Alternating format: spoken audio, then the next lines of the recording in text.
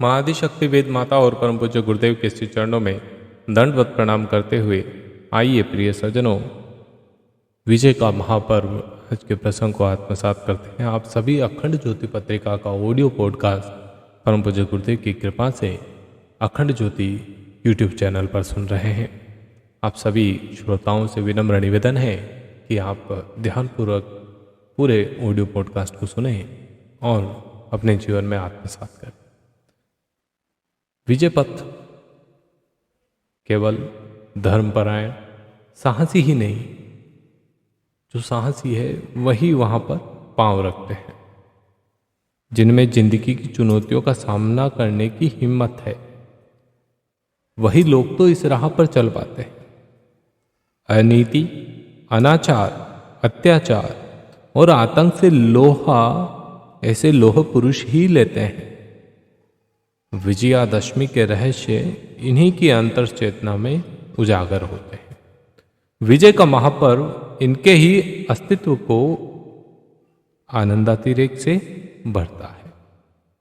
विजय के साथ संयोजित दशम संख्या में कई सांकेतिक रहस्य संजोए हैं। दशम का स्थान 9 के बाद आता है, 9 के बाद 10 आता है।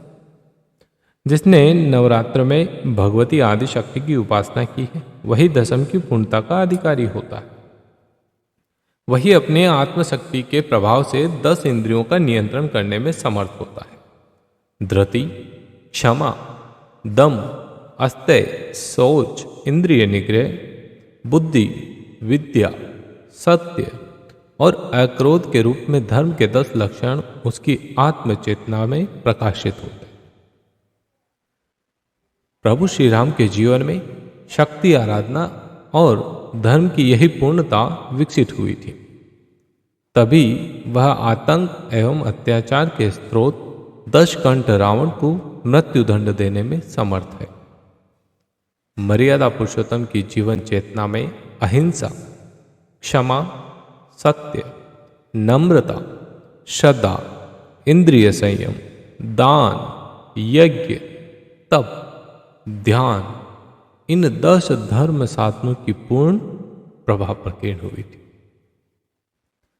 इस धर्म साधन के ही प्रभाव से उनकी सभी 10 नाड़ियां ईड़ा, पिंगला, सुषमना, गांधारी, हस्तिजीवा, पूषा, यशस्विनी, कुहू, अलवुषु और संखिनी पूर्ण जागृत और ऊर्जास्विनी हुई थी। प्रभु श्री राम की धर्म साधना में एक ओर तप की प्रखरता थी तो दूसरी ओर संवेदना की सजलता। इस पूर्णता का ही प्रभाव था कि जब उन्होंने धर्म युद्ध के लिए अपने पग बढ़ाए तो काली, तारा, सोडसी, भुवनेश्वरी, छिन्नमस्ता, त्रिपुर भैरवी, धूमावती, बगलामुखी, मातंगी और कमला, ये सभी 10 महाविद्याएं उनकी सहयोगिनी बनी। और यह तो धर्मस्ततो जय के महासत्य को प्रमाणित करते हुए विजयादशमी धर्म विजय का महापर्व बन गई। तो ये सज्जनों, उम्मीद करूंगा कि आप इस ऑडियो पॉडकास्ट को समझ पाए होंगे, जिसमें परम पूज्य गुरुदेव विजयादशमी की महत्ता बताते हैं। साथ ही साथ हमें हमारे जीवन में किन लक्षणों को जगह देनी चाहिए, किन संस्कारों के साथ हमें जीवन जीना चाहिए, ये मार्गदर्शन भी करते हैं। अंत में परम पूज्य गुरुदेव का स्मरण करते हुए मैं अपनी वाणी को यहाँ विराम देता हूँ। जय श्री राम।